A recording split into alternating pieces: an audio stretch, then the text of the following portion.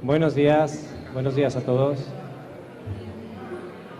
Bienvenidos a este panel del World Congress en el que vamos a hablar de salud, que es uno de los pilares de un estado de bienestar propio de cualquier estado de derecho. Entonces vamos a tener un panel. Que es mixto también con algunos ponentes presenciales y algunos ponentes online. Tenemos con nosotros de manera presencial, pues aquí ven a María Andrea Godoy, viceministra de Sanidad y Protección Social aquí en Colombia, Lisbeth Acuña, directora ejecutiva de la cuenta de alto costo, Lautaro Renati, que es gerente superior en UNOPS, y Verónica Gómez, que es directora general en Ecuador. Entonces y luego tenemos a 3 ponentes online también que van a estar desde Bruselas y desde Ginebra. Tenemos a Ximena Garzón, ministra de Salud de Ecuador, que estará online desde Ginebra, Joe Katzin también desde Ginebra, de la Organización Mundial de la Salud, y también tenemos a Raluca Painter de la Health Unit en la Comisión Europea DG Reforms. Vamos a dar comienzo sin dilación a este panel.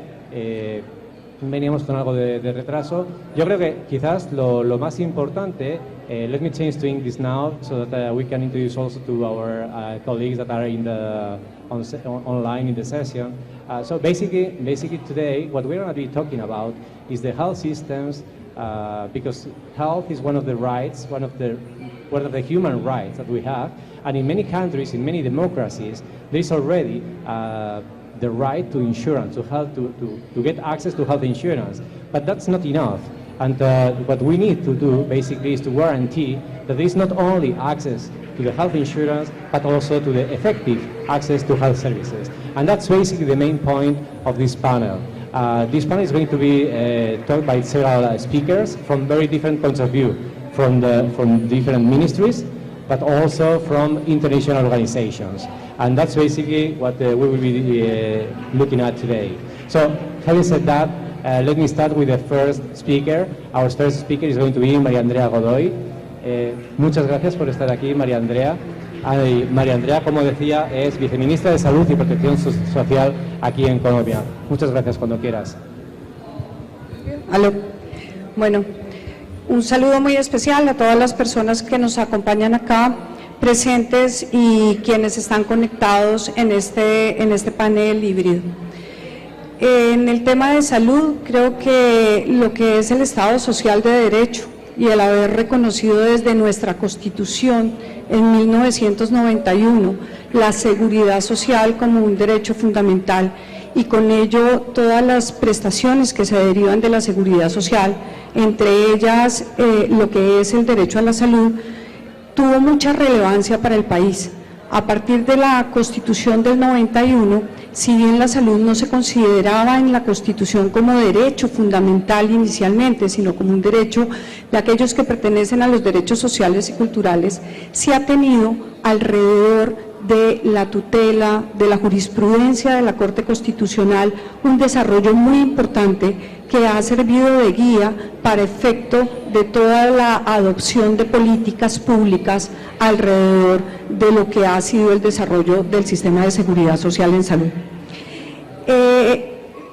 Adicional a la Constitución del 91, como reglamentación de esa Constitución, se expide la Ley 100 de 1993 y con ella se crea el sistema actual que en Colombia nos rige. Un sistema que busca la afiliación universal, donde las personas se afilian bajo 2 regímenes, el régimen contributivo y el régimen subsidiado.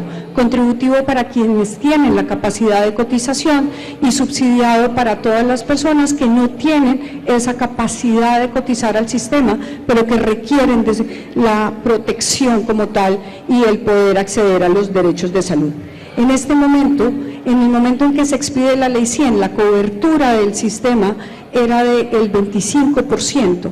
En este momento, octubre de este año, ya tenemos una cobertura del 99% del sistema, donde se encuentran las personas aseguradas y tienen derecho a acceder a los servicios que están en un plan de beneficios, que dentro de toda esa evolución que se ha tenido a nivel normativo y jurisprudencial, llevó a la expedición de una ley estatutaria en el 2015 que estableció como derecho fundamental autónomo a la salud.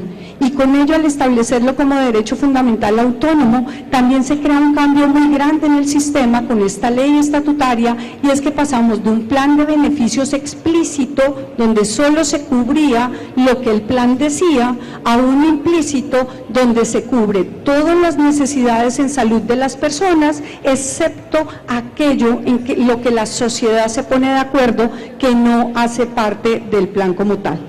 Esto pues es muy importante en los cambios que se han tenido a nivel del sistema y en la evolución que, como les digo, ha sido una evolución, mucho de ello vía jurisprudencia, vía todos los fallos que se han tenido de la Corte Constitucional y de los jueces en esta construcción de un sistema que permita el acceso al servicio de salud con equidad. Dentro de esa afiliación que les comentaba del 99%, el 49% corresponde a afiliados del régimen subsidiado y el 51% a afiliados del régimen contributivo. Y ahí es donde empezamos a tener el primer problema o dificultad, porque definitivamente para que esto sea sostenible financieramente, sí necesitamos que ese régimen contributivo sea mayor en el número de cotizantes a lo que se está subsidiando para poder tener esa sostenibilidad financiera. Acá en Colombia es necesario trabajar en los temas de formalización del empleo, porque en el régimen contributivo están afiliados aquellos trabajadores por cuenta propia o dependientes, pero formales, y el nivel de informalidad es muy alto y no permite que podamos tener un adecuado ingreso vía cotizaciones. En este momento, dentro de la financiación del sistema como tal, el 47.3% de todos los recursos que se requieren para atender el gasto en salud viene del presupuesto general de la nación, vía impuestos directos o indirectos, y además de recursos que se dan a las entidades territoriales por el Sistema General de Participaciones, y solo un 36% proviene de las cotizaciones de estas personas que están en el régimen subsidiado. Entonces, acá el principio de solidaridad del sistema, que se aplica en la medida en que existen personas que están cotizando para efectos de poder ayudar a cubrir el gasto en salud, es muy importante, y por eso para el sistema de salud es importantísimo todas las políticas de pleno empleo y formalización laboral que se tengan y nos puedan ayudar en el tema. Adicionalmente, y para que ustedes tengan una referencia, el gasto en salud en total en Colombia en el año 2020 fue de 86 billones de pesos, donde el 74% de ese gasto corresponde al gasto del Sistema General de Seguridad Social en Salud.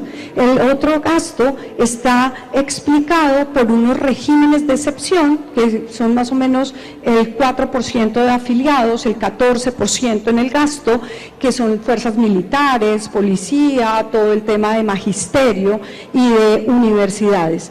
Pero el 74% es el gasto que, como les decía, en un 47% se está cubriendo vía impuestos y en un 36% con la cotización. Hay otras fuentes, pero son ya fuentes marginales que ayudan a financiar el sistema. Y si bien no tenemos un déficit, sí estamos muy cerca a tener ese déficit teniendo en cuenta la situación del subsidiado, situación que con la pandemia obviamente se agudiza, porque se pierde por la inactividad económica muchos empleos formales, y esto obviamente hace que cada vez sea más grande la presión que se tiene para efectos de mantener las fuentes de ingreso como tal. El sistema de salud en Colombia tiene y ha representado para los colombianos, fuera de un acceso equitativo, Y aquí hay un punto, y es que si tenemos el 99% en afiliación, obviamente en este momento ya tenemos que trabajar y mejorar nuestro sistema en temas de calidad para obtener que ese 99% que está afiliado tenga un acceso efectivo a los servicios, porque una cosa es estar afiliado y otra es poder tener ese acceso efectivo que se da a través de las aseguradoras. En este momento contamos con 34 aseguradoras y a través de los prestadores de servicios de salud. Pero de las mayores ganancias que ha tenido este país con el sistema de salud es la protección financiera a las familias. El gasto de bolsillo en el país en el 2020 se ha calculado que con corta 2020 está en 14.2%. Si comparamos con los países de la OCDE, con corta 2019, vemos que Colombia está en un nivel intermedio, pero tenía un costo en el 2019, un gasto de bolsillo del 16.8, similar a lo que se veía en países como Canadá, Islandia, Polonia, y ha sido muy importante porque sí, en eso se ha permitido que las personas puedan contar con el servicio de salud y tengan una verdadera protección en lo que tiene que ver con el gasto de bolsillo. Adicionalmente a los afiliados, nosotros, si ustedes saben, tenemos en este momento estamos ante un fenómeno de migración importante. Tenemos regulares en Colombia habitando cerca de 1.800.000 habitantes, de los cuales están regularizados con documentación 800.000, y esos 800.000, 400.000, el 50% están afiliados al sistema de seguridad social en salud. Todo aquel que esté regularizado se puede afiliar en las mismas condiciones de cualquier colombiano al Sistema General de Seguridad Social en Salud, bien sea en el régimen contributivo o en el régimen subsidiado.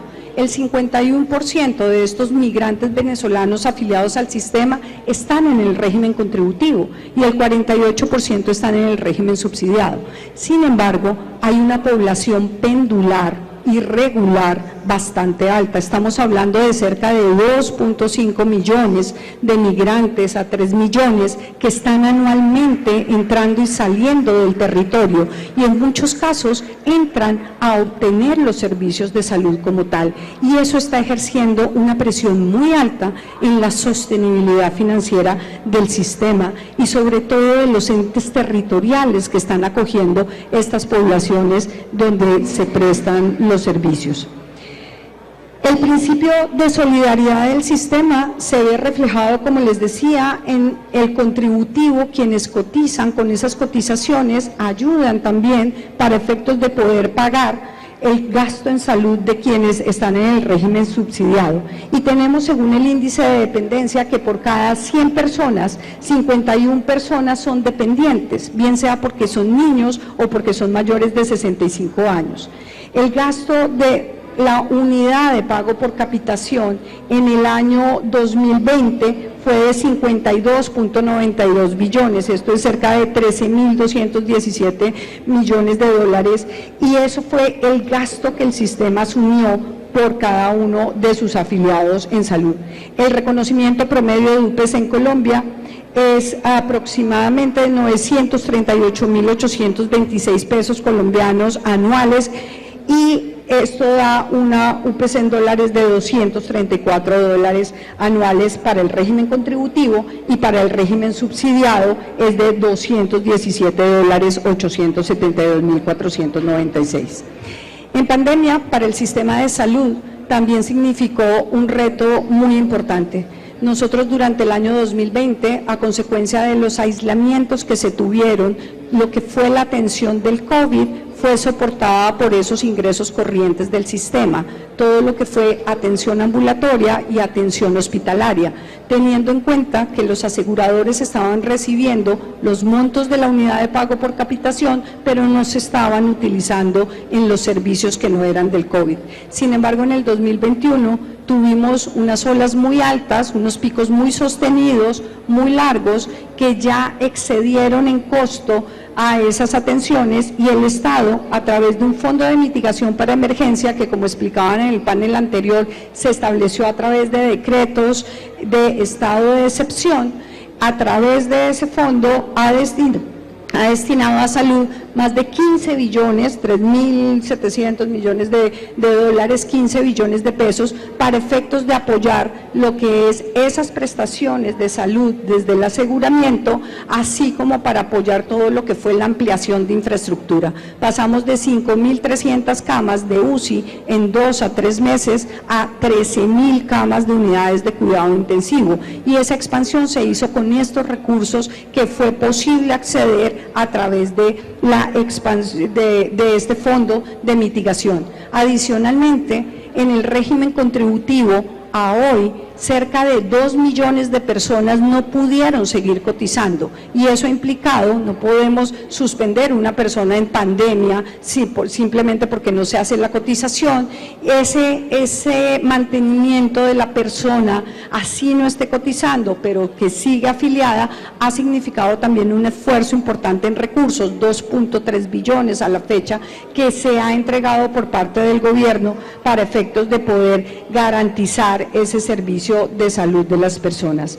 Se tuvieron otros temas importantes, como fue todo el fortalecimiento de los laboratorios públicos para el procesamiento de pruebas, y adicionalmente los pagos que se le hicieron a las instituciones prestadoras de servicios que extendieron sus servicios de unidad de cuidados intensivos para que estuvieran disponibles. Se les hizo un pago por disponibilidad para que tuvieran las camas disponibles en los momentos en que se requirió la atención en salud. Es un sistema que, como les digo, tiene la presión de todos los sistemas de salud del mundo, donde tenemos una población que está envejeciendo, un aumento en enfermedades crónicas y una presión en el ingreso de nuevas tecnologías muy amplia, superior a lo que se puede ver en la región en cuanto a costos como tal, pero definitivamente es un sistema que ha ido evolucionando en el acceso al derecho a la salud, en la protección financiera de las familias como tal, derivado de ese riesgo en salud, y que en este momento, con la cobertura que tenemos, necesitamos buscar las mayores fuentes de ingreso, pero adicionalmente formas en que hagamos el gasto mucho más eficiente, y con ello logremos permanecer en un estado que no represente un déficit y continuar con la garantía de la prestación de los servicios de salud. Muchas gracias. Muchas gracias, María Andrea, por una excelente presentación. Además, dando la perspectiva desde el Ministerio de aquí de Colombia, así que muchísimas gracias. Ahora vamos a cambiar al formato online, y tenemos como siguiente panelista a Ximena Garzón Villalba, que es la ministra de Salud Pública del Ecuador. Así que, Ximena, cuando quieras, puedes comenzar. Bueno, buenos días con todos. Muchísimas gracias por la invitación. Gracias por tenerme aquí en el World Law Congress, en este panel de Human Rights and Sustainable Access to Health. Para nosotros como Ministerio de Salud Pública del Ecuador es realmente un gusto poder compartir con ustedes el resultado del exitoso plan de vacunación 900 y además el plan Fénix que nosotros hemos desplegado en el Ecuador para el control de la pandemia en territorio ecuatoriano. Voy a compartir con ustedes una presentación.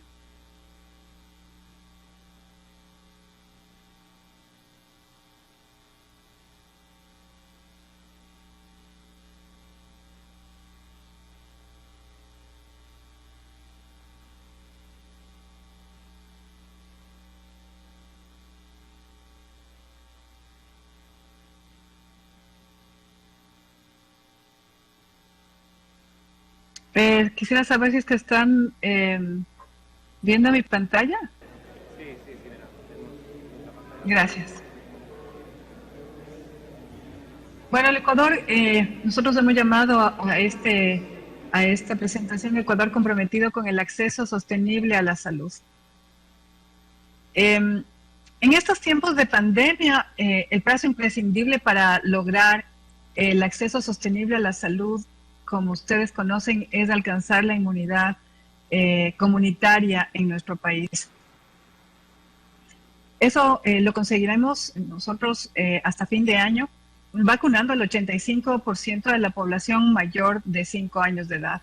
El plan de vacunación 900 empezó al día siguiente que nosotros como nuevo gobierno iniciamos nuestras labores en el Ministerio de Salud Pública.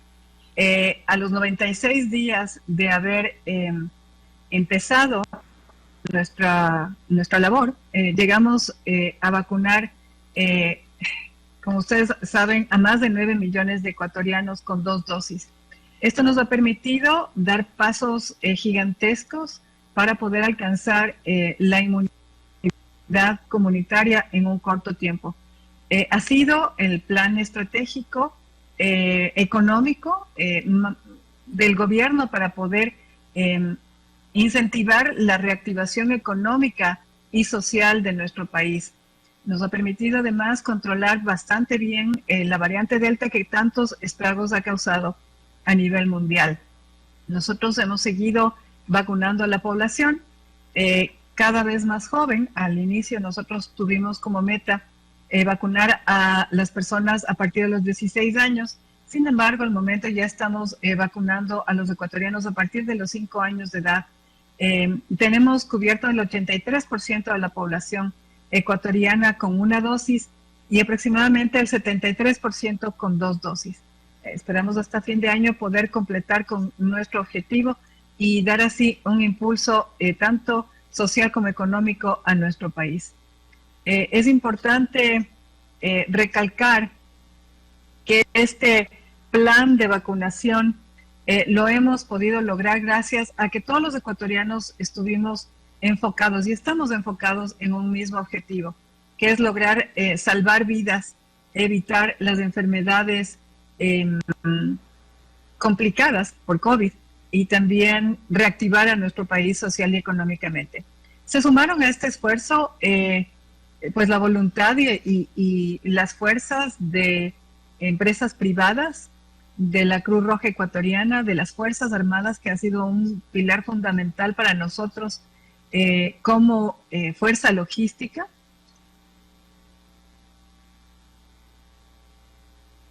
Perdón un momentito, me dicen que no pueden ver la presentación.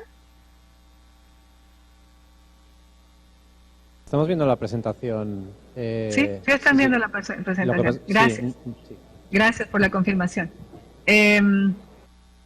Pues como les decía, las Fuerzas Armadas fueron un pilar fundamental y están siendo todavía un pilar fundamental por su apoyo logístico y para poder llegar a las zonas más remotas del Ecuador. Nosotros ya hemos llegado a la Amazonía ecuatoriana, a las zonas rurales más extremas, en el páramo, en la zona de la costa ecuatoriana, a las cuales muchas veces solamente existe acceso por vía aérea o caminando o por vía fluvial. Lo hemos hecho bastante bien, hemos tenido una excelente cobertura. Y ustedes tienen aquí la imagen de nuestro vacunómetro. Nosotros implementamos esta herramienta para que la ciudadanía pueda tener un tool para poder hacer un seguimiento de lo que está pasando en nuestro país en temas de vacunación. Así pues, como ustedes ven, tenemos vacunados al 100% de la población ecuatoriana de más de 80 años. Tenemos al 90.11% de las personas entre 70 y 79 años de edad y 87.11% con 2 dosis. Tenemos a la población de 60 a 69 años de edad cubiertas con 1 dosis al 90% y con aproximadamente el 87% con 2 dosis. Y a las personas con 50 a 59 años con una proporción casi similar. Lo que nos ha permitido descongestionar las unidades hospitalarias, disminuir el exceso de mortalidad. El Ecuador hasta mayo de este año fue uno de los países que más exceso de mortalidad tuvo en la región. 75,000 muertes en exceso desde el inicio de la pandemia asociados al COVID. Esta intervención rápida que nosotros hemos tenido, tanto con el plan de vacunación como con el plan Fénix de control integral de la pandemia, nos ha permitido en este corto tiempo volver a niveles de exceso de mortalidad, pues a niveles de prepandemia, lo cual es muy reconfortante porque cumplimos con la meta de salvar vidas y evitar la enfermedad grave en nuestro país. Nosotros hemos empezado además a partir del 1 de noviembre a poner las terceras dosis de refuerzo a las personas mayores de 65 años de edad y aquellas personas a partir de los 12 años de edad que tienen enfermedades agravantes. Hasta el momento hemos colocado 421.032 dosis de refuerzo. Esta es una curva epidemiológica que refleja los casos confirmados por semana epidemiológica. Y ustedes pueden fijarse que en la parte de abajo, donde están las semanas epidemiológicas, la diferencia abrupta que hubo desde pues el 24 de mayo, que nosotros tomamos a cargo el Ministerio de Salud Pública y nuestro presidente Lasso asumió el gobierno, y los resultados, cómo bajó la curva epidemiológica. Hasta que en la semana 40 nosotros tuvimos una positividad viral extremadamente baja. Y bueno, los casos eran muy pocos. En estas últimas semanas, luego de un largo feriado que tuvimos, una reactivación económica que hubo turística, pues la gente sí se ha relajado, ha dejado de usar la mascarilla y hemos tenido un aumento de casos que no ha llegado a ser un brote y que ha sido controlado gracias a este control integral que tenemos de la pandemia, en el cual hacemos vigilancia epidemiológica activa y cercos epidemiológicos en triple anillo. Es decir, nosotros detectamos tempranamente los casos y cercamos a los casos cercanos, a los contactos cercanos del caso y a los contactos de los contactos. Lo que nos ha permitido, en conjunto, como les digo, con el plan de vacunación, controlar excelentemente bien la variante Delta en nuestro país. Al momento hemos tenido un reporte más o menos de unos 1.490 casos durante la última semana que han recibido atención médica y no necesariamente han necesitado tampoco ni hospitalización ni tampoco terapia intensiva. Durante la vigilancia epidemiológica nosotros tomamos pruebas PCR, hemos incrementado nuestra capacidad de realización de las pruebas de 200 a 330 por día y estamos haciendo la genotipificación, es decir, el análisis de las muestras para determinar de qué tipo de variante se trata. La mayoría de las genotipificaciones son hechas en el Instituto Nacional de Salud Pública, pero también tenemos mucho apoyo de parte de las universidades, de la academia, que también nos ayudan realizando estas genotipificaciones para determinar si existen variantes de interés o de preocupación en nuestro país y nosotros poder desplegar nuestras medidas de prevención. Como les contaba, el Plan Fénix, que es el manejo integral de la pandemia, ha sido importantísimo.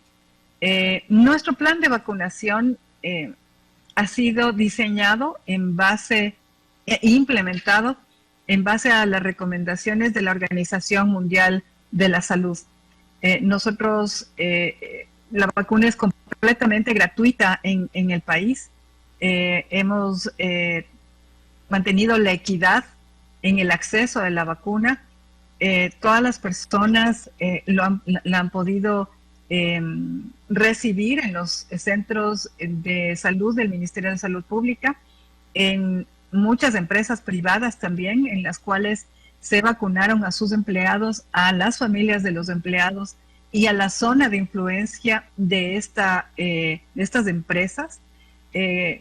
Las Fuerzas Armadas, los Boy Scouts, todos los ecuatorianos nos sumamos a esta gran campaña de vacunación, la movilización logística más grande que ha visto el país en pro del bienestar social y económico de nuestra ciudadanía, lo cual ha permitido salvar muchísimas vidas sin importar sexo, sin importar religión, creencias políticas, situación económica. Ha sido realmente igualitaria, cumpliendo así con lo que el grupo de asesoría del de la Organización Mundial de la Salud, SAGE, ha recomendado desde el inicio de esta pandemia. Conjugado con este plan de vacunación, que fue un plan de vacunación técnico que fue trabajado desde muchísimo antes de haber sido gobierno. Nosotros empezamos a trabajar como un grupo de asesores del gobierno, de los candidatos, del candidato Guillermo Lasso y Alfredo Borrero, desde diciembre del año 2020, pues empezamos a diseñar este plan de vacunación. Y el momento que nuestro gobierno ganó las elecciones, pues nos concentramos un poco más en la realidad del país. Una vez que estuvimos en el ministerio, pudimos asentar nuestro plan ya en la realidad del Ministerio de Salud Pública, y al mismo tiempo empezamos la ejecución de este gran plan Fénix, que es el Plan Integral de Control de la Pandemia, el cual está basado en 10 pilares. El pilar 1 ha sido la coordinación, la planificación y el seguimiento de la pandemia a nivel del país. El pilar 2 es la comunicación de riesgos y la participación continua de la comunidad. Ese ha sido el gran éxito de este plan. El trabajo continuo con los GATS, con el COE nacional. También el pilar 3 es la vigilancia de equipos de respuesta rápida de investigación de casos. El momento que nosotros determinamos que existe un riesgo de contagio, mandamos a nuestros equipos de vigilancia epidemiológica. No sé si me oyes. Sí. Si puedes ir terminando en 2-3 minutos máximo. Claro que sí. Gracias. Claro que sí, por supuesto. Bueno, como les digo, este plan ha sido integral y nos ha permitido controlar muy bien la pandemia en el país y disminuir la cantidad de casos y la complejidad de los casos en nuestro país. ¿Cómo lo logramos? Pues con la diplomacia de las vacunas. Esto también fue trabajado desde la Presidencia de la República y fue muy importante porque todas las vacunas que nosotros fuimos adquiriendo fueron negociadas de gobierno a gobierno. Nunca utilizamos intermediarios. Hubo un equipo técnico de expertos en salud pública, epidemiología y vacunología que siempre estuvimos asesorando lo que estábamos realizando. La cooperación de todos los ecuatorianos para poder alcanzar este gran objetivo, salvar vidas y pues incentivar nuevamente el desarrollo económico de nuestro país, la corresponsabilidad ciudadana siempre para utilizar las protecciones de bioseguridad, el liderazgo que ha tenido el Ministerio de Salud Pública para poder ejecutar, cumplir e implementar este plan y este control epidemiológico eficaz que ahora ha sido también implementado con esta nueva variante, la Omicron, en territorio, que no ha llegado a territorio nacional, no tenemos Omicron en el Ecuador, pero estamos previniendo que entre. El Plan Decenal de Salud, pues me hubiese gustado tener un poquito más de tiempo para contarles, pero es un plan gubernamental, no es un plan del Ministerio de Salud Pública, es un plan de gobierno en el cual intersectorialmente implementaremos criterios de salud pública en todas las áreas gubernamentales para promover la salud, para prevenir las enfermedades, para tener un sistema de salud integrado y eficiente. Y bueno, aquí ustedes pueden ver una imagen que lo dice todo. Juntos podemos construir el mejor sistema de salud de la historia y lograr grandes cosas para poder reactivar a nuestros países social y económicamente. Hacer justamente que haya un acceso sostenible a la salud en todos los países en vías de desarrollo o de medianos y escasos ingresos. Yo les agradezco mucho por esta oportunidad de haber compartido con ustedes esta gran experiencia que hemos tenido. Muchísimas gracias, Ximena, por esta presentación desde el punto de vista del Ministerio de Ecuador. Además, tengo que agradecer porque Ximena está en Ginebra, en una reunión de la Organización Mundial de la Salud. Entonces ha tenido a bien, bueno, ella quería haber estado aquí, pero por lo menos teniendo que estar allá de viaje, pues accedió a participar online. Así que le agradezco muchísimo esa presencia virtual. A continuación... Muchísimas gracias. Nada, muchísimas gracias a ti. A continuación volvemos al formato presencial y volvemos a Colombia, porque dada la gran importancia que tiene los enfermos crónicos y la concentración del gasto sanitario en los enfermos crónicos, tenemos a Lisbeth Acuña, que es la directora ejecutiva de la cuenta de alto costo de aquí de Colombia, que nos va a presentar también en este panel. Muchas gracias, Lisbeth, por venir también, de verdad. Gracias. Gracias, Manuel, y gracias a todos los asistentes y organizadores del evento. Como lo decía la viceministra, dentro del marco del derecho y el acceso sostenible a la salud, Colombia tiene un marco normativo muy amplio, un marco normativo que se enfoca específicamente en que todos los colombianos podamos recibir un servicio oportuno, eficaz y con calidad, y sobre todo la no negación al acceso a los servicios de salud, que es lo que promueve la ley estatutaria del año 2015. Sin embargo, en términos de avances del país para el acceso efectivo a la salud, hemos tenido una serie de condiciones importantes que se ha desarrollado a partir de lo que la OMS promueve en los sistemas de salud, que son 3 componentes. Poder tener esas políticas que abarquen la cobertura, poder medir la tendencia de los servicios de salud, la concentración de los servicios, y un tercer elemento clave que es el acceso a los servicios en salud. Para eso no solamente necesitamos las políticas de cobertura, sino también los sistemas de información.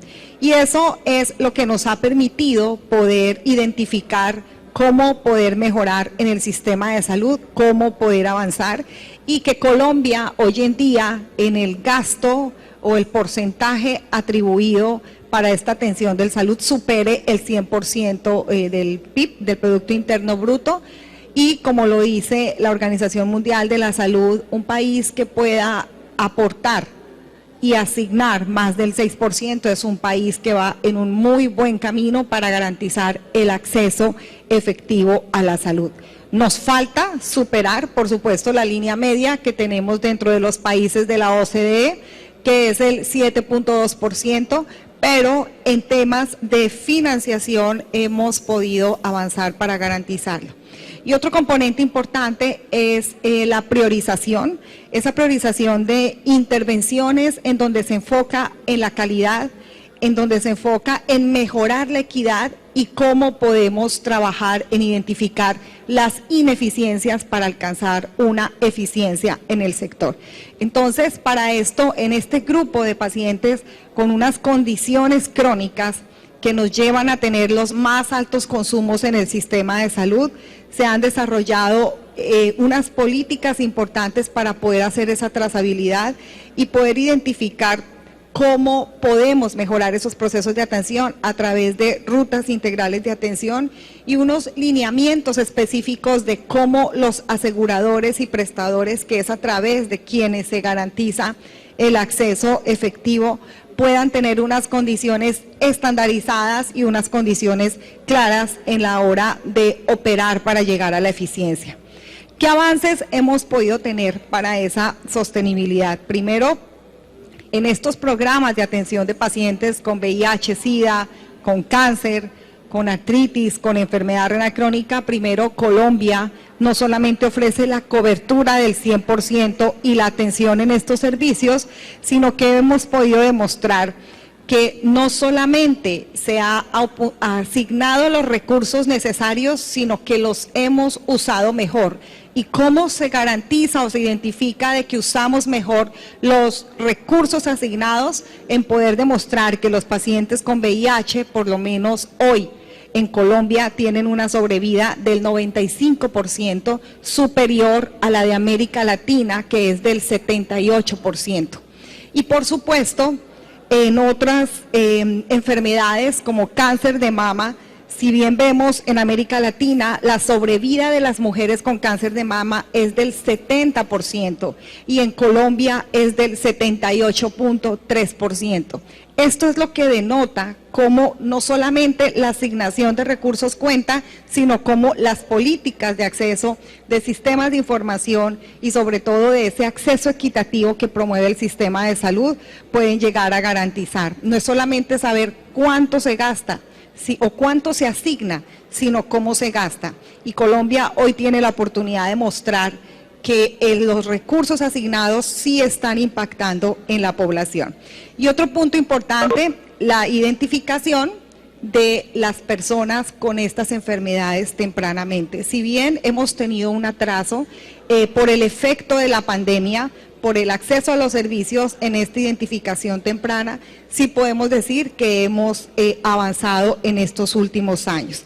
¿Y qué se logra con esto? Primero, pues poder disminuir esa variabilidad clínica que hay en nuestras regiones del país, homogeneizar la información para que cada vez sea menos asimétrica, y esto promueve la equidad y el control de los desperdicios de salud que nos lleva a una ineficiencia. Y por lo tanto, es importante, por ejemplo, también mencionar que el efecto de la pandemia nos hizo introducir más rápidamente la tecnología, el uso de tecnologías disruptivas para que los pacientes tuvieran mucho más acceso. Sin embargo, el retraso que tuvimos en la identificación temprana, pues no fue del todo negativo para algunas personas, para unas fue positivo, pero la entrega de medicamentos fue más oportuna y sobre todo la cobertura si hablamos de las terapias que se necesitaba. Entonces, la invención o reinvención del modelo de servicios ha traído unas consecuencias positivas para poder agilizar las mejoras de los resultados de salud, y por eso es que hoy en día podemos decir que tenemos un mejor acceso y más efectivo y más equitativo. ¿Qué retos tenemos como sistema para alcanzar ese acceso efectivo? Primero, disminuir la fragmentación de los servicios. Donde más la vemos fragmentada es en pacientes con cáncer, que es una de las prioridades que en este momento se está trazando desde el Ministerio en el Plan Decenal de Salud y en el Plan de Control de Cáncer. La evaluación y monitoreo de estos pacientes, y no solamente de estos, sino de otros grupos que están un poco menos protegidos en cuanto a información, pero no en cuanto a cobertura de servicios. En ajustar esas políticas que tenemos en este momento para los procesos de atención. Y hay un punto muy importante que es promover el autocuidado. El autocuidado es sin duda uno de los componentes principales, porque no solamente la asignación de recursos garantiza una mejor salud. Si nosotros tenemos esos marcos normativos, pero somos conscientes del uso racional de los recursos, podemos tener una mejor eficiencia en todos los ámbitos, desde la prestación, desde el aseguramiento, desde los pacientes, porque eso es lo que verdaderamente contribuye a la sostenibilidad financiera y a nuestra propia calidad de vida. La sostenibilidad del sistema no depende, como les digo, solamente de la asignación y el uso de recursos. Está demostrado que el 19% depende del entorno, el 43% de los estilos de vida, el 27% de la genética y solamente el 11% desde la provisión de los servicios de salud. Y otro reto importante que tenemos es la financiación en las enfermedades que los datos nos hablan. La financiación de enfermedades crónicas no transmisibles para la prevención de estas enfermedades solamente se asigna en los presupuestos de los sistemas de salud, y que se consigue el apoyo de entidades filantrópicas el 1% para la prevención, y nosotros sabemos que la diabetes, el cáncer, la hipertensión son las enfermedades que mayor mortalidad nos trae y nos va a traer en los próximos 30 años, y es en donde debemos poner y asignar más recursos, pasando a un segundo plano las enfermedades crónicas transmisibles como el VIH, que ya tenemos cura, está en estudio, pero que ya está aprobado este proceso, o tuberculosis, otro tipo de enfermedades que creemos ya que pasan no a la historia, porque la seguimos teniendo y se van a seguir presentando, pero que la asignación de los recursos sea más enfocado en las enfermedades donde menos tenemos la posibilidad de hacer prevención por los recursos escasos, pero donde sí tenemos la posibilidad de intervenir tempranamente para que esto contribuya a la sostenibilidad y eficiencia de los sistemas de salud. Muchísimas gracias, Lisbeth, por esta excelente presentación también sobre la perspectiva de la cuenta de alto costo para este panel. Now, again, we're going to change the format to virtual. we're going to change continent. We go back to Europe, and we change also the language because we go to English. And we have our next speaker is going to be Raluca Painter. Raluca is head of unit of the European Commission at the Directorate General for Reforms, Labor Market, Education, Health and Social Services. The DG Reforms is one of the newest DGs at the European Commission, and it's a very important Directorate General because they are basically working on specific projects at the European Commission for the EU members. And Raluca, whenever you want, please, you can start your presentation.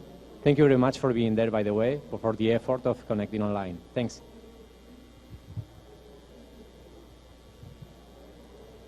Good afternoon. I'm just checking if you hear me, okay? Yeah, perfectly. Thank you very much for the invitation to speak at the Congress. I'm very honored to share with you some insights on how the European Commission, and in particular the Director General for Structural Reform Support, works with member states to help them improve the access to healthcare for European citizens. I'm working for a structure within the European Commission that has been created quite recently, as of January 2020. Before January 2020, it existed just like a service, but because it was considered very successful, it was transformed into a Directorate General. And our aim is to work with member states to help them carry out reforms in the area of public health, increasing the resilience of health systems, increasing access to primary care, cancer screening, and many, many other areas beyond health, like employment, education, public administration, and so on. The reason why this service was created came from the realization that very often at European level, we're setting standards in terms of quality of the health systems. We're requiring member states to change their systems to integrate innovation in order to offer better access to the healthcare for patients. However, for the member states that don't have administrative capacity, even if they want to comply with these objectives, they just can't do it. So the reason for creating the service was to respond to this gap in the capability of the national administration and work very closely hand in hand through a whole reform cycle with the member states. So we would accompany a country from the moment they want to undertake a reform, through designing the reform, setting a calendar for it, setting concrete actions, and then we bring an organization that actually provides the very technical expertise, and we work all the way through the implementation of the project. The specificity, so it's the fact that support is only provided when requested by a country. We do not impose any change, but when we are asked to intervene, then our support is hands-on, working, as I said, closely on the ground with the ministries concerned, the stakeholders concerned. Very often we're approached by the ministries of health, but what we do in practice, we try to put all the relevant stakeholders around the table. And we see that this is very much appreciated because sometimes there are, let's say, the dialogue is sometimes broken or is more difficult because of the multitude of stakeholders or because of different priorities that authorities have at national level or at regional level very often. So, for example, we would bring together the Ministry of Health, the Insurance Institute, the authorities that have competencies in for medicine, for public health and other areas. Then we also make sure that we identify the best provider of expertise, because the service that I'm working with only has 200 persons, and we serve all the 27 member states of the European Union in many areas. Therefore, it's impossible for us to offer all the support. So we bring in a provider of expertise, which can be international or European organization or a private consultancy. And the choice is made really depending on the scope of the action, on the breadth of the action, and also the expertise of the different organizations. And I can give you the example of the World Health Organization, with whom we're working very well on some of our projects. This is very much appreciated by the countries, given the expertise of the WHO. The same, we have the OECD in Europe, with whom we're working a lot, and other private consultancies. Now, following the COVID pandemic, we have seen a big focus on health in Europe. Before the pandemic, of course, there were a number of initiatives aiming at, as I said, increasing the resilience of the public health systems. But after the pandemic and these days, there's a big reflection, and a lot of resources are being put at European level on infrastructure, on developing skills, and on preparedness for future crises. We have the recovery plan for Europe, which is very ambitious, that offers 800 billion, but for a whole range of actions, not necessarily health. But as part of the financing which is offered under the recovery plan, a lot goes to health. And that brings us to the issue of capacity to absorb investments by the member states, because, as I said, we have tried to progressively help member states that were most in need, but we see that still a lot remains to be done. So therefore, we continue as of this year, and we'll continue doing the same next year, supporting also reforms which are included in that we call the recovery and resilience plans, which are the programs under which European member states are using money from the recovery and resilience facility. And for example, we're working with Austria, Spain, Portugal, Hungary, Czechia in order to bring more innovation and transform primary care, in order to make primary care a multidisciplinary, in order to make sure that even rural areas have proper access to primary care.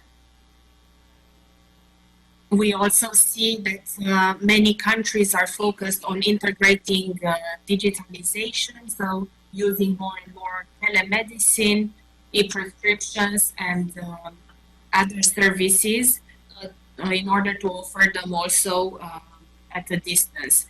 So we have projects with Slovenia, Slovakia, for example, Czech Republic, where we support them to undertake a big reflection on how and to what extent introduce digitalization, and then a big area of work is how to prepare the health workforce to have proper digital skills in order to be able to use the technology which is being put in the sector. Then, in this context, we have launched this year an invitation to the member states to get support in the area of digital skills for doctors, for nurses, and for the IT and administrative support in the health and care systems. As I told you, generally the support we offer is only on demand, but with digital skills, we see really a big need of upskilling, reskilling in certain cases, but in other cases, bringing digital skills to the health sector. The way we work is on the basis of an annual selection of projects that we will support. And right now we're in the process of examining the requests for next year. So in about 2 months' time, we will be making a decision on the final projects which will be selected as of next year. And we have already seen that there is quite a lot of interest in the project on digital skills. So this might be a key area of work for us as of next year. Now, this will be my final remarks. The service of offering reform support to member states aims also at increasing the ability of European countries to make use of other European funding instruments which are available to them by developing capacity and by having projects that are sustainable, that are there for the long term.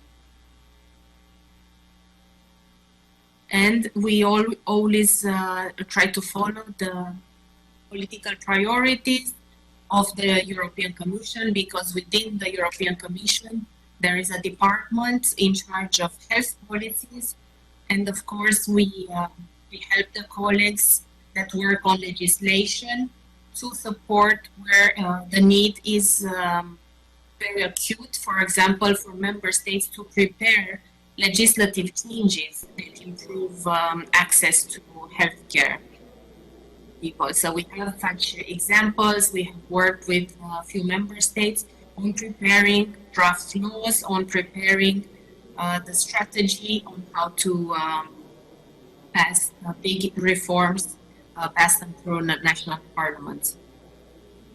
So this is in a nutshell the type of support that DG Reform offers to European member states. It is a process that takes time, because of course it's one thing to start a reform, but another to make sure that it's properly implemented, that there's a proper follow-up, and also that there is political ownership, because the political changes can sometimes influence the pace of a project when there are changes of government and new priorities set in that context. Well, thank you very much. Once again, thank you very much for inviting me today, and it's very interesting to hear the interventions of the other speakers. Thank you very much, Raluca, for this great presentation. I think it's great. It's very important that we know how the reforms works in Europe, because it's one of the institutions that are helping more to the EU members for developing many projects, as you were saying, as for example, digitalization of health. We change again now to America. We change also to Spanish. So voy a continuar en español una vez más. Me voy a volver un poco loco, pero es igual, es el oficio. Cambiamos a español, cambiamos otra vez a América, y tenemos como siguiente ponente a Lautaro Renati, al cual le tengo que agradecer enormemente el esfuerzo de llegar. Acaba de aterrizar hace unas pocas horas, viniendo esta vez desde México. Así que te agradezco mucho, Lautaro, que hayas llegado a este panel.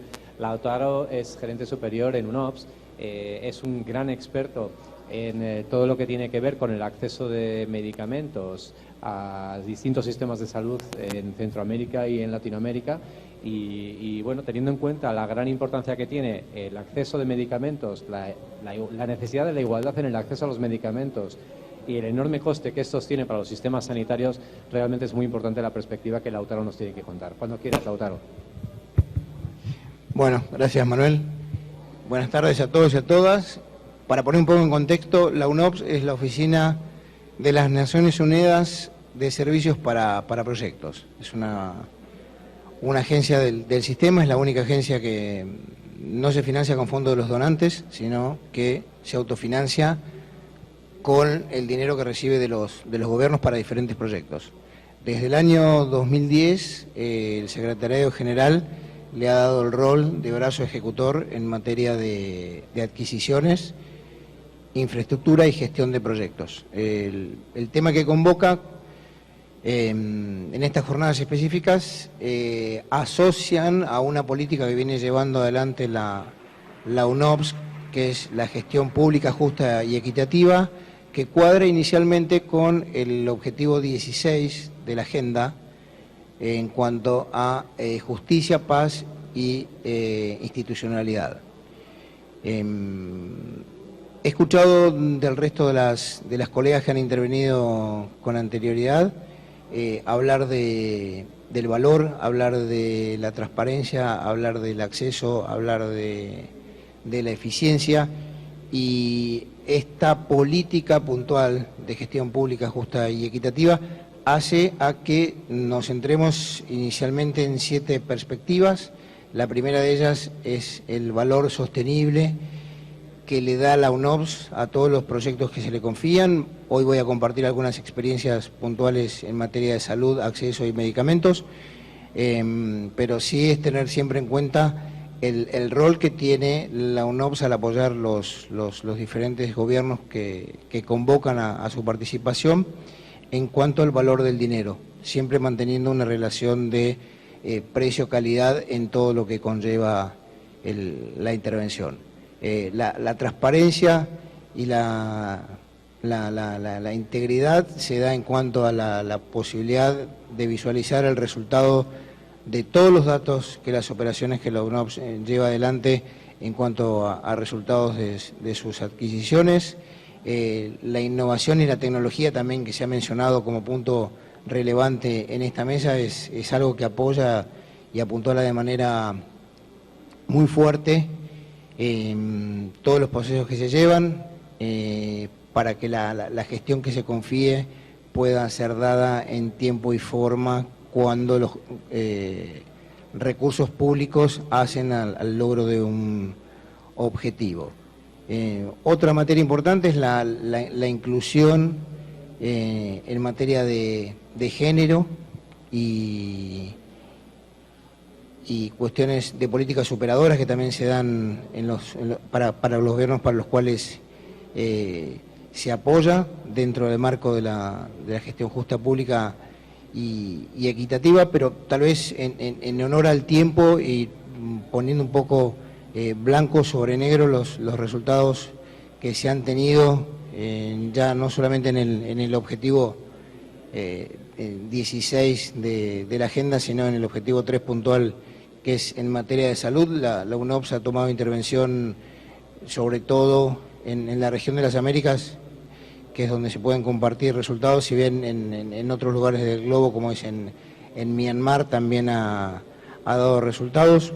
Podemos también generar un breve repaso de lo que fue el apoyo de la UNOPS durante la pandemia. Tuvo activa participación en 14 países de la región, de diferentes magnitudes y escalas, por nombrar Trinidad y Tobago, Belice y otros países como lo pueden ser México, Paraguay, Colombia, Brasil y Argentina, yendo desde proyectos mucho más complejos como es la instalación de hospitales modulares o el apoyo para la compra de viandas para poblaciones vulnerables afrontando la pandemia, como fue en algunos lugares recónditos del Paraguay.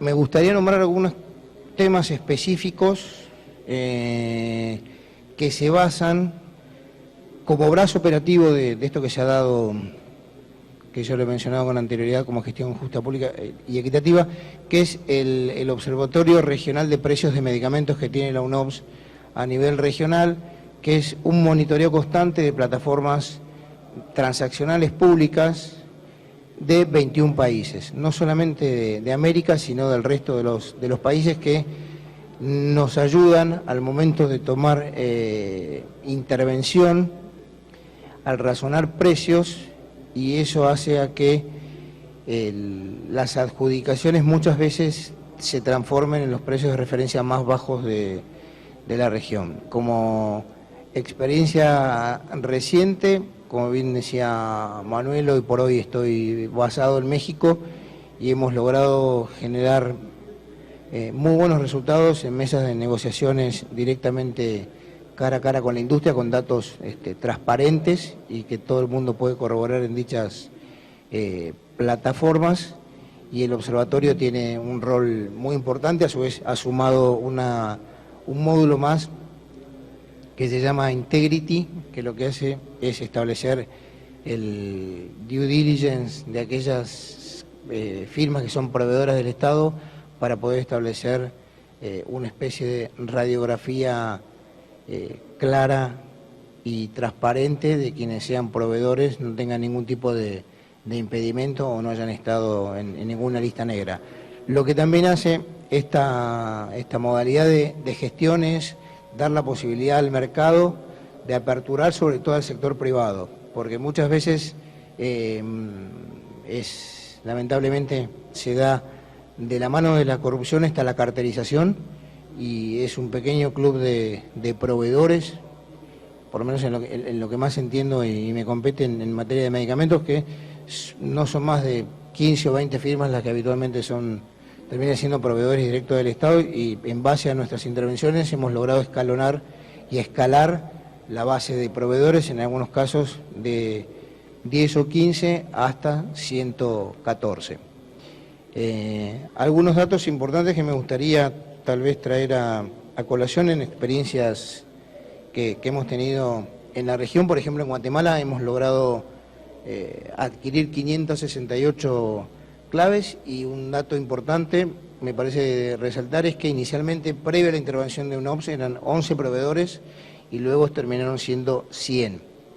Y también en esta intervención de manejo eficiente del recurso logramos en el proyecto de Guatemala un 58% de ahorro con respecto a los precios de referencia iniciales que habían tenido las compras del Estado con anterioridad, y orientándonos a una población con cobertura de 3.2 millones de personas y logrando un abastecimiento del 95% en las unidades médicas. A diferente escala, mucho más chico, en el caso de Honduras, solamente se ha trabajado con el Instituto Hondureño de Seguridad Social, con casi 1 millón de personas afiliadas, y se generaron sobre un monto transado de 268 millones, 15 millones de dólares de ahorro. Y ahora el gran desafío que continúa, porque ayer antes de subirme al avión publicamos el segundo evento de licitación internacional, tanto en medicamentos como en material de curación. Para el ejercicio de este año logramos adjudicar 1.050 claves entre medicamentos y material de curación. Dentro de los 1.050 claves adjudicadas se encuentran todas las claves de alto costo que fueron directamente negociadas por un equipo de expertos, garantizando el acceso y la continuidad de tratamiento. Como línea transversal, la UNOPS ha intervenido en países que tienen canastas positivas, en las cuales se incluyen el alto costo con el que no es, para ser más simple. La operación de México realmente es muy grande, representa una transacción el año pasado que ya se está dando, bueno, se está calendarizando la entrega al año entrante. Se han contratado,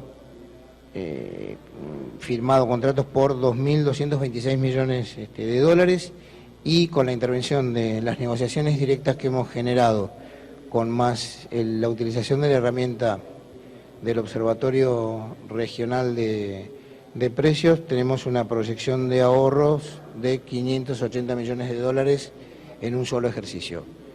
Y por último, también parece importante resaltar que en un país en el cual se daba la posibilidad de que no más de 20, 25 proveedores participaban históricamente representando el 80% de la compra, hoy por hoy hemos escalonado esa base de proveedores a 164, y también hemos generado la posibilidad de aperturación al mercado internacional a 7 países, cuando históricamente está bien. México es un mercado absolutamente maduro, un mercado muy grande, un mercado que no es marginal para cualquier emprendimiento nacional que vea la oportunidad de poder avanzar y generar estos logros. Como ejemplo puntual, también me gustaría resaltar que dentro de los ejercicios y de madurez que hemos logrado con respecto al observatorio y de algunos nichos de oportunidad que se han dado con la caída de algunas patentes, por ejemplo, para traer a la mesa el caso del bevacizumab. Inicialmente lo habíamos adquirido en Guatemala en 547 y luego del ejercicio, está bien, cambia el escenario, ¿no?, con respecto a lo que es la protección de propiedad intelectual o industrial. Hoy por hoy lo hemos adquirido en $113, el mismo medicamento que con anterioridad se estaba comprando a un precio de 547. Otro ejemplo más que podría... Sí, ya cierro. Uno más y estamos. El infliximab también habíamos subido desde 257 y logramos bajarlo a $90 la pieza.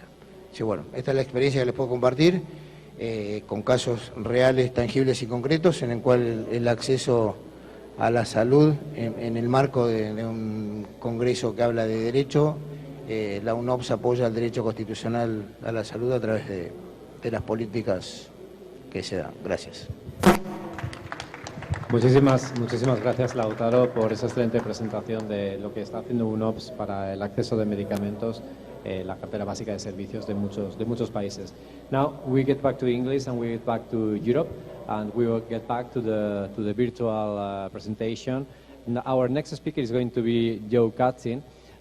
Joseph Kautzin is the acting director of the Health Systems Governance and Financing at the World Health Organization. We get back to Geneva. We have been in Geneva earlier with Ximena Garzón, and now we get back to Geneva. And well, Joe, please, whenever you want, the floor is yours, and give us a presentation about. Well, we have been talking about Europe, and we have been talking about Latin America, but the world is huge. And there are many other countries in the world that should be taken about. So please, whenever you want, Joe. Thank you, Manuel, and thanks to everyone for inviting me to speak at this Congress. It's really an honor. I wanted to use my time to just reflect a bit on what the implications are when we talk about a right to health. What does that imply for sustainable finance of systems, and particularly in the context of what we call universal health coverage? And I'm doing this, and as Manuel said, my job is really as the lead advisor for WHO on health financing, so I'm looking at it in this way. Maybe to start really with some core messages, and it is that the right to health is actually a foundation for universal health coverage, or what we abbreviate as UHC, both globally, and you see this in many declarations, even the Universal Declaration of Human Rights, and in the WHO constitutions, and many national constitutions. Not all, but many, or I would say most, have some type of right to health or right to health protection embedded within them. The real key policies, as well as some of the challenges for sustainable financing of health systems, derive from actually taking this seriously. In other words, trying to operationalize this concept. So in my capacity, I'm going to highlight some of these policy implications and challenges, and I'll draw on some examples from different parts of the world, as Manuel said. One thing I would say is also I'm an economist, not a lawyer, but one place where economists and at least human rights lawyers come together is around the concept of the progressive realization of rights. And I'll speak to that in just a moment. So first, really, just to say that when we talk about UHC, or universal health coverage, the definition that we use in WHO is that all people and the communities or community services the communities and all people are able to get the services they need of good quality and without fear of financial hardship as a consequence of paying for those services. Now, this is, of course, a normative concept. It's grounded in a core set of values about what is fair and equitable. But while normative, countries have signed up to this, at least notionally, in things they have signed in the UN General Assembly and the World Health Assembly, among other settings. But actually, when we think about it, for economists and others who work in health financing, it has many implications, and I'm going to run through some of those. First is the recognition that resources are limited, in a way why there's such a field as economics, right? That there's no system in the world that can provide everything for everyone free of charge. So choices and trade-offs are inevitable when we talk about this. Second, and really given this, because of that, because of limited resources, then we're very much in this space of progressive realization of the right to health, not in absolute sense, but really making progress in this direction and continuing to pursue that. And in that sense, it's very much, we try to frame and operationalize universal health coverage as a direction rather than a destination, right? That in this idea that regardless of where you are, every country has an agenda to reduce the unmet need for services, to improve quality, and to reduce financial hardship, right? So those directions of improving and reducing and so on, that really sets a practical orientation for policy. And we tend to talk about moving towards UHC, at least in a technical sense, rather than achieving UHC. Although, frankly, there's a lot of rhetoric around achieving UHC, but in fact, with the definition we use, it's very much more about making progress and moving in that direction rather than crossing an arbitrary threshold that defines or tries to define what UHC is. Now, beyond that, there's change here with this concept in terms of what might be called the basis for public policy on health coverage. And this is something that, in effect, began public policy on health coverage really began in 19th century Germany. And in a way, the objectives of that policy were not universal coverage. They were very much about industrialization, labor productivity, militarization, and reducing unrest at the workplace and the perceived threat of leftist labor unions. And because of all of that, the logical kind of policy response was to develop health coverage for the formal sector workforce. And this has guided policy in Europe and Japan until World War II, when a number of things happened, but basically things like the National Health Service in the UK, universal health insurance in Japan in the early 60s, and so on, shifted to the idea that the health coverage should be a right for everyone. And what that means, in effect, is that the right to health derives from being a person, not from being a worker in that sense. And so we're not talking about health coverage as simply an employee benefit, but actually for everyone as a right. Now, with that, it is more than just a concept, because when we think of it this way, that from a financial perspective, this has critically important implications for the choices that countries make about what revenue sources to use and what the basis for entitlement to services should be. What we've seen in practice in terms of those areas is many countries, and I'll speak to this in a moment, have progressively delinked health coverage from employment status. There's been a shift in revenues from specific contributions for health insurance to more use of general government revenues. For low and middle income countries in particular, all of the recent coverage expansions that we've observed in the past 10 or 15 years have been driven by this approach, right, of really making better use of general revenues rather than expecting people, especially those who work in the informal economy, are going to make contributions for their health coverage. But in fact, it's relevant everywhere. And you can think about the economic consequences of what COVID-19 is bringing around the world, and where coverage depends on formal employment, you see a lot of disruption and hardship. And so we heard at the start of the session in the first presentation from Colombia, actions that are being taken to support maintaining coverage from general revenues. And this is absolutely essential to avoid the loss of the right to health, in fact. So just some illustrations, in particular, I'll mention mostly from Asia and Africa. India, for example, a few years ago, introduced a tax-funded health insurance program for everyone below the poverty line. So again, non-contributory basis for entitlement. Similarly, in Thailand, that had schemes of typical social security health insurance and civil servants health insurance, they introduced an explicit benefit and payment mechanism entirely funded from general revenues for everyone who is not affiliated to Social Security.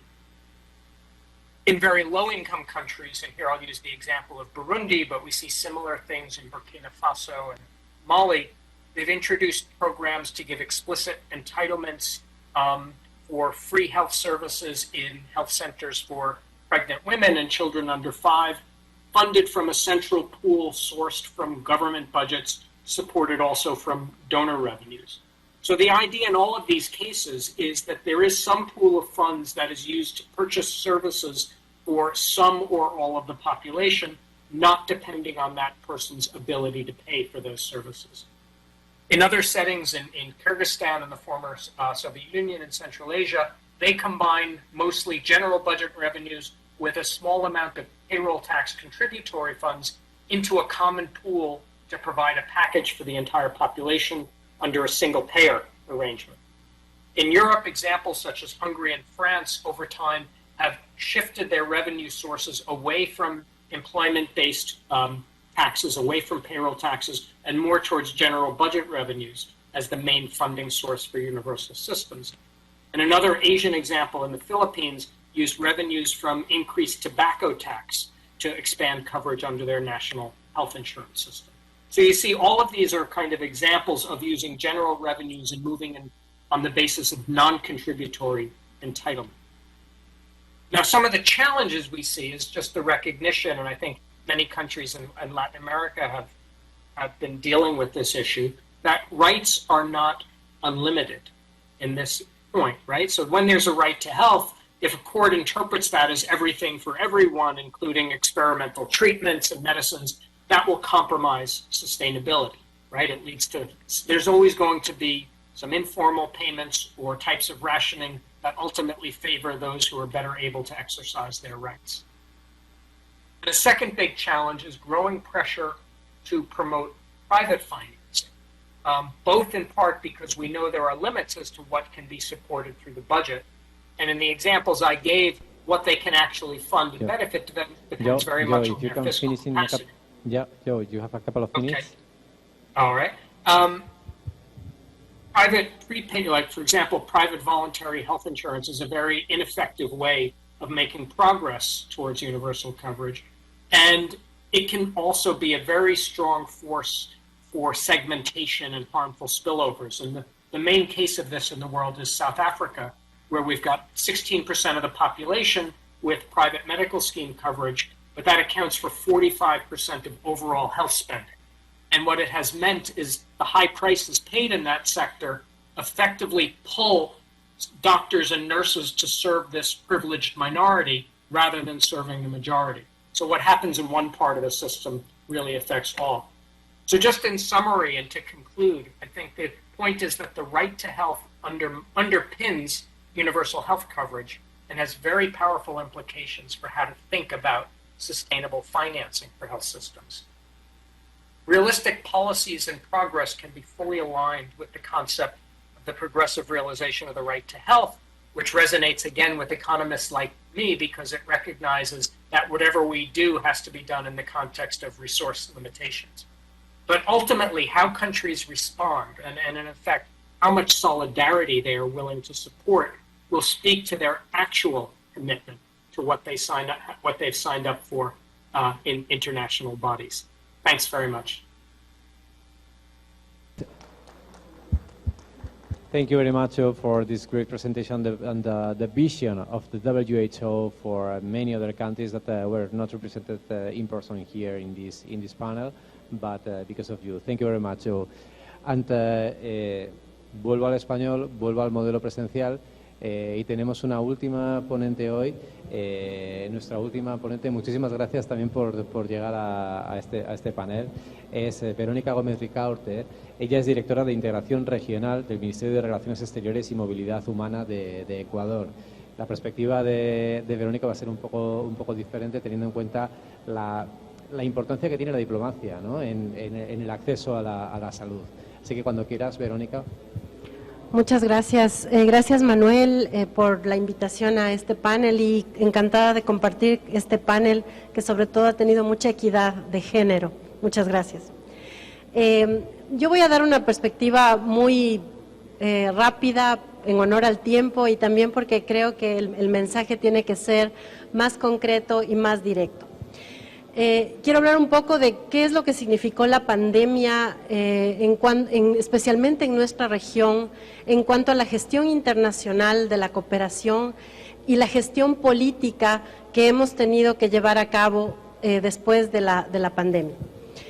Quisiera comenzar diciendo que a pesar de que el derecho a la salud está presente en el sistema de Naciones Unidas, en el sistema interamericano, probablemente no fue hasta que llegó esta pandemia que se ha generado una conciencia colectiva muy importante sobre la importancia de este derecho.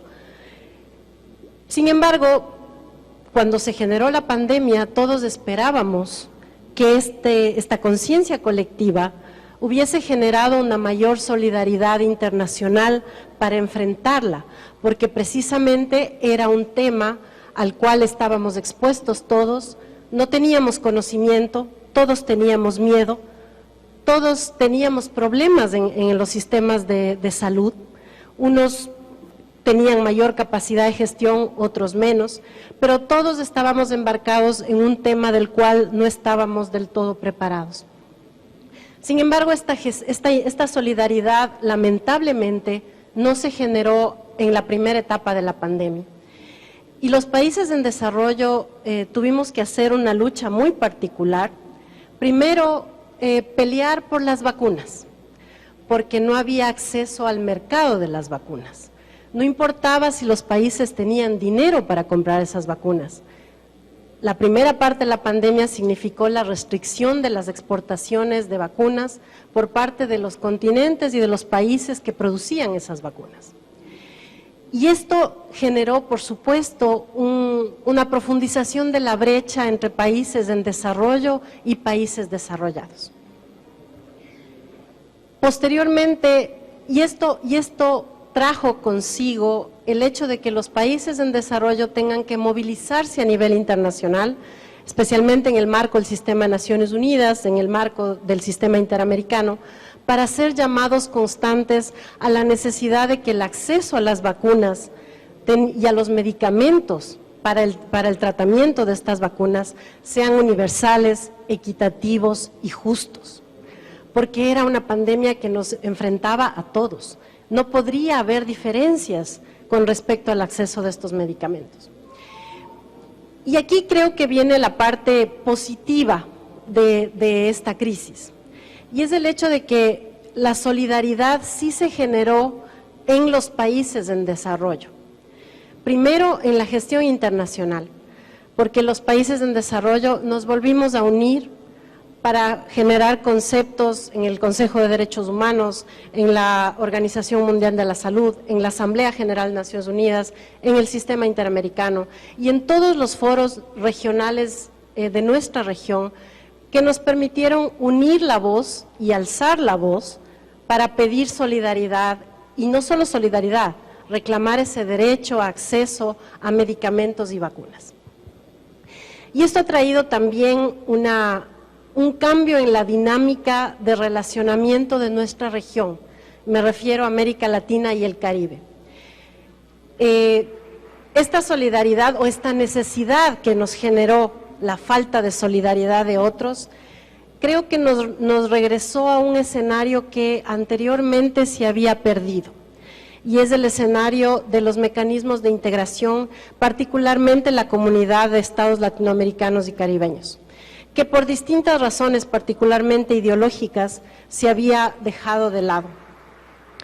Pero la CELAC se ha convertido para nuestra región en un espacio muy importante para volver a trabajar en cooperación regional, en un espacio para poder levantar la voz, para pedir a los demás que se respeten también nuestros derechos, pero además nos ha cambiado de alguna manera la forma en que pensamos nuestros propios sistemas de salud.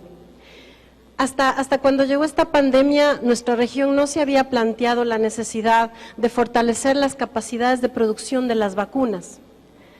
No estoy hablando de las vacunas del COVID solamente, estoy hablando de las vacunas pentavalentes, no recuerdo exactamente el nombre de las otras vacunas, pero una capacidad de producción que muchos países de la región habíamos perdido en estos años, siempre por esta dicotomía entre economía y salud. Este momento estamos trabajando en el marco de la CELAC y con el apoyo de la CEPAL en el desarrollo de un plan de autosuficiencia sanitaria. Este plan de autosuficiencia sanitaria, que ahora va a tener parte de apoyo de la Unión Europea en el financiamiento, no tiene otro objetivo que apoyar en el fortalecimiento de los laboratorios o de las plantas de desarrollo que ya existen en nuestra región y que por una u otra razón se habían debilitado. De igual manera, estamos trabajando en el marco de PROSUR, que está liderando Colombia este momento, en un importante proyecto denominado para el escalamiento de las capacidades de inmunización. Este proyecto tiene financiamiento inicial del BID para los estudios y también del Gobierno de Colombia, y también tiene el mismo objetivo de recuperar esta capacidad propia de la región. ¿Y cuál es el mensaje? El mensaje es: tenemos que tratar de no depender de los demás, porque esta pandemia nos ha enseñado, lamentablemente, que no existe esa solidaridad internacional que todos esperábamos. Esa es también la razón por la cual el sistema COVAX falló. No es porque la esencia del sistema COVAX haya sido mala, es porque la solidaridad no se verificó y no se pudo gestionar de esta manera. Entonces, mi aporte positivo en ese sentido sería que la región, América Latina y el Caribe, creo que está recuperando una conciencia de la importancia de la cooperación regional y de la importancia de recuperar también nuestros espacios de integración con los cuales queremos alzar la voz, también para pedir lo que necesitamos. Nuestra última lucha, y la que estamos embarcados ahora, es el reconocimiento de todas las vacunas con fines de movilidad humana, porque resulta que nosotros, los latinoamericanos, hemos tenido que comprar vacunas en distintos países, de distintos laboratorios, pero resulta que los latinoamericanos no podemos entrar a ciertos lugares porque tenemos vacunas chinas o rusas, y eso no es justo. Entonces, la CELAC, en la reunión del G20 últimamente, hizo un llamado a que se reconozcan todas las vacunas que han sido reconocidas por la Organización Mundial de la Salud.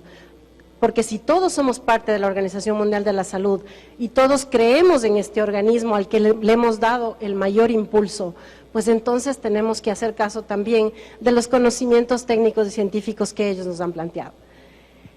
Así que ese sería un poco mi aporte positivo de la gestión internacional y de lo que ha hecho también esta pandemia, si es que se puede decir que hay algo positivo, porque ha sido un tiempo muy difícil para nuestra región, pero creo que el tema de recuperar una conciencia de cooperación, de trabajo conjunto y también, ¿por qué no?, de la cooperación sur-sur es muy importante. Muchas gracias.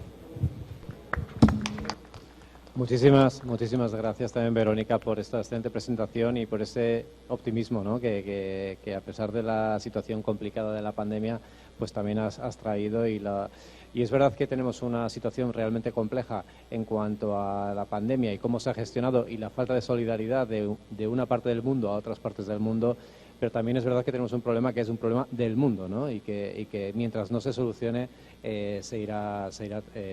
tendremos un problema que irá acrecentándose. No tenemos tiempo para debate. Tenemos una... ¿Sí?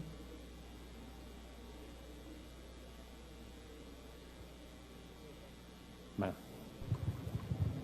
Vamos a hacer una breve. Gracias. Sí. Buenas tardes, mi nombre es Guillermo Angarita. Yo creo que lo más importante de esto para nosotros los países en desarrollo es hacernos una sola pregunta que creo que valdría la pena para todos. ¿Qué hubiera pasado si no hubiéramos encontrado la vacuna a hoy, o en 2 años, o en 3 años? ¿Qué hubiera pasado con eso? Para nosotros.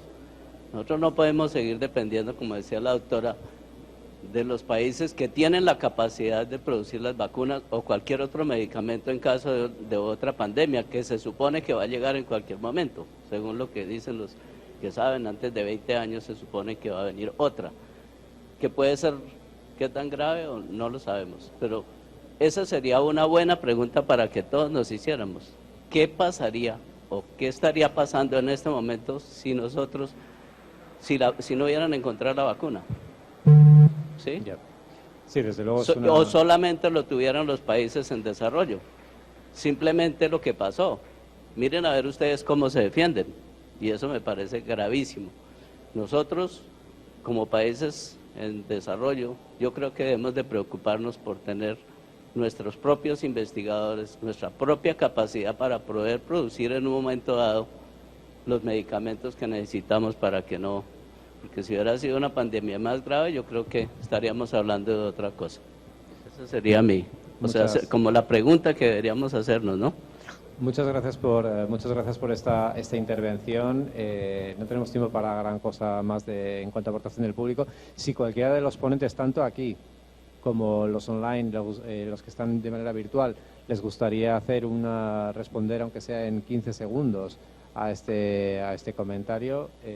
No sé si alguno se anima, tanto aquí como, no sé si Mena, si Joe, Raluca, querríais. I don't know, Joe, maybe, Raluca, would you like to answer this comment in 15 seconds? I know that the question is really, it really needs a long answer, but we don't have time today for that long answer. But ¿no? Sí, Verónica. Tal vez un breve comentario. Yo diría que es lo que está pasando actualmente en África. No tenemos datos, no sabemos exactamente cuántas personas están enfermas, cuántas fallecieron, no tienen sistemas de salud, no tienen acceso a las vacunas. Eso es lo que nos pasaría. Muchas gracias Verónica por atender a por recoger el guante del comentario. Y bueno, como no tenemos tiempo para más, voy a cerrar este panel. Quiero agradecer a todos los panelistas, tanto los que están aquí como los que están en Europa, en Ginebra y en Bruselas, su participación hoy aquí, y por supuesto al foro, ¿no? a la organización de la World Jurist Association, por permitirnos tener este congreso tan interesante aquí, y la defensa del Estado de Derecho y en la defensa del acceso a la salud como un derecho humano que tiene que ser para todos los humanos, ¿no? Que estamos en todo el mundo y no solo en la parte rica del mundo, sino en todas las partes del mundo. Así que muchísimas gracias a todos por vuestra presencia y muchísimas gracias a todos los panelistas, tanto aquí como virtual. Muchísimas gracias.